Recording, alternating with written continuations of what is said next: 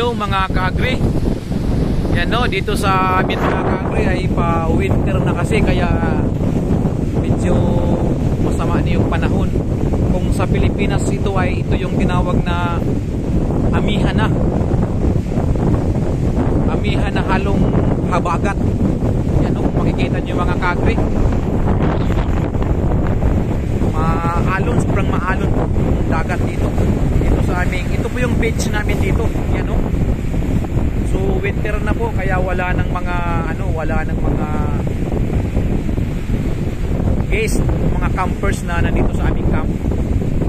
So by March next year naman ang opening ng summer dito para sa season. Yan.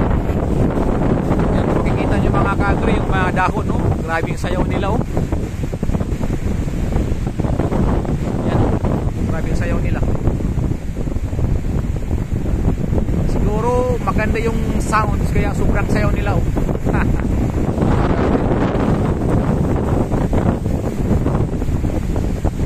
Ito pala mga kaagri yung mga space na dito nagdadala ng mga tent yung mga nag-rent sa amin yan. Ito yung space nila, yung bawat family mga kaagri. Yan, ipakita ko sa inyo. Yan, isang space yan mga kaagri. Ito rin, pangalawang space. Tapos ito mga kaagri, mula dito sa area na to, meron nang nakaabang mga kaagri na drinking water. Yan o. Mga drinking water yan mga kaagri. Oh. Drinking water yan.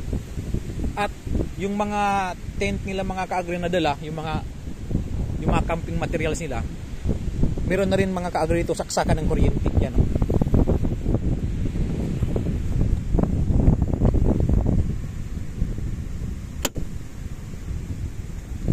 Nakaabang na mga kaagri yung saksakan ng kuryente at meron na rin siyang breaker.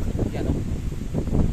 So ganito mga kaagri yung mga tent nila dito, yung mga dinadala nila dito mga kaagri na mobile homes. Yan. Tulad yung mga kaagri ganito. Itong katulad nito mga kaagri na natira dito, matagal na po siya dito at sa bawat season ay lagi siyang nandito. Nagka-camp dito sila, nagka-camping sila dito ng pamilya nila. Yan mga kaagri. May gulong yan mga kaagri, hinahatak yan ang sasakyan nila.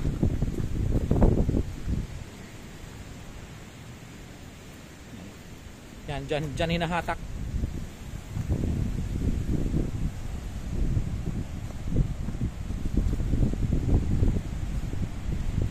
Yan. May mas mga magaganda pa dito mga kaagri ng mga nagka-camp dito, yung mga mobile home sa mga dala nila.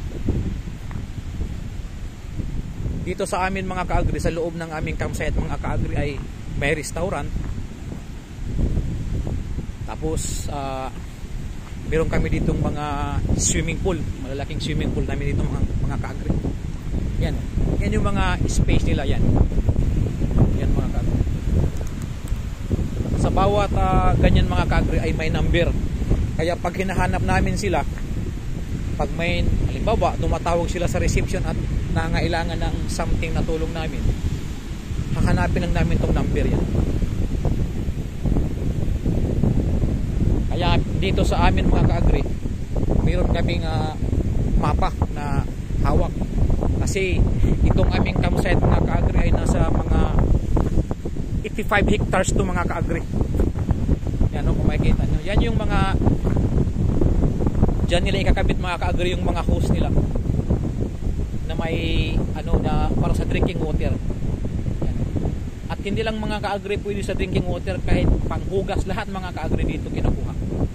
So sa madaling salita, yung tubig namin na dito mga kaagri ay pwede inumin. At sa bawat space nila mga kaagri, kung mapapansin nyo, yan o, meron siyang fence na halaman. Yan o, naka-fence na halaman. Baga ito yung boundary, yung area na yan at saka yung area na to, ito yung boundary nila, yung halaman na to.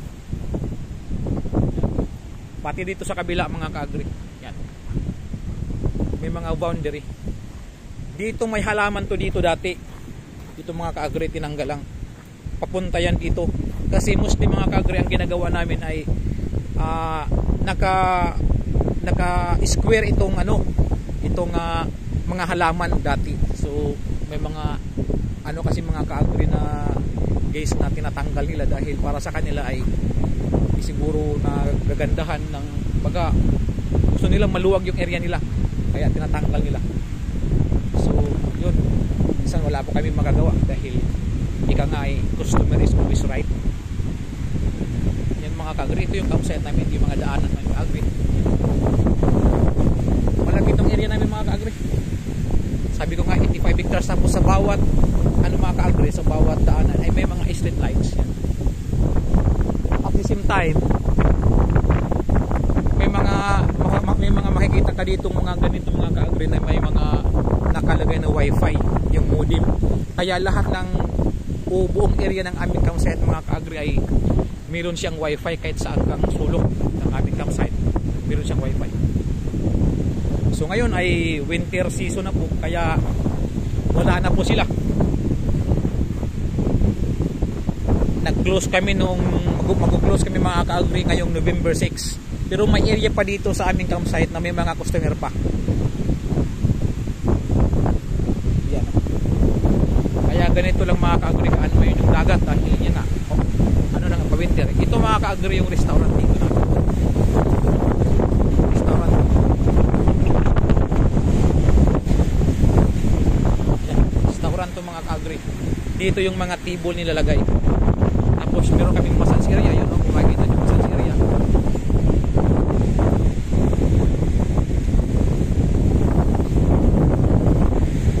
Yan, restaurant.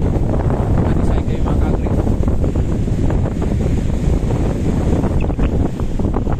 Nilagyan namin ng mga design, mga halaman. Ito mga ka-agri, may mga tubig dito na parang fountain. Tawag namin dito mga ka-agri, butterfly, kasi butterfly ang luma. Ito yung logo ng aming company mga ka-agri. Ito naman yung pag may mga bata, yung mga maliit na bata, dito sila pupunta kasi fountain to. Dito yung mga bata naliligo mga ka-agri. Tsaka may balikulan rin kami dito. Yan, balik. Hindi ka magkala dyan ang balikul. Meron kami dito kung mag-rent ka ng bicycle, kung pupunta ka dito na wala kang dalang bisikleta, ay pwede ka mag-rent. Yan. Saka mga boating mga ka-agri, yung mga bicycle na pwede mo rentahan. Kukunin ko ito mga ka-agri ng ng may-ari. Nakatapos lang kasi dito mag-close, kaya andyan pa yung mga bike na yan. Pero kukunin yan. Nakaiba mga ka-agri na yan, fungi, mushroom mga ka-agri. Ito pa yan mga ka-agri. Hanggang doon pa yan. Malawak yan mga ka-agri. Isang portion lang ito mga ka-agri ng aming campsite. Marami pa. Ito kung gusto mo magpamasahe, yan mga Thailandie mga ka-agri o taga Thailand yung mga masahista namin dito. Meron kaming 3 massage center dito mga ka-agri. Yan makikita mo may mga mobile homes pa dyan na mga nakitira. Yung mga mobile homes din mga ka-agri, yung mga may-ari niyan, talagang sa bawat season, summer season dito, talagang gusto nilang lagi dito sila pupunta. Ayaw nila sa iba, kaya iniiwan na nila yung yung mga camping materials nila o yung mga mobile house nila. Binabayaran nila mga ka-agri yung pag-stay ng mga mobile home o house nila mga ka-agri.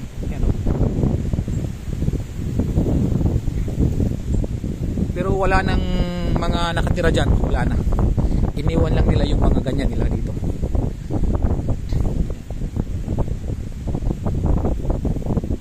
Mga digulong rin ito mga ka-agri, katulad ng pinakita ko sa inyo.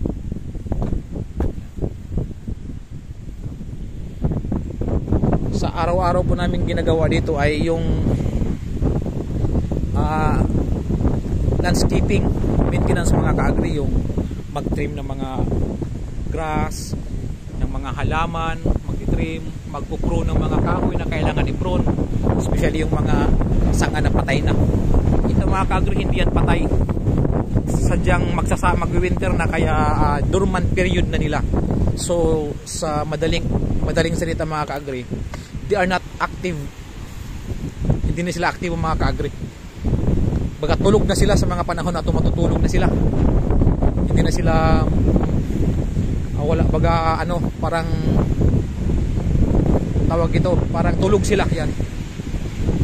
Ito naman mga ka-agri yung aming ginagamit na vehicles dito, electric to.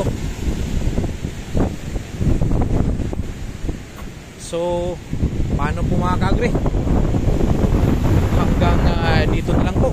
Maraming salamat po.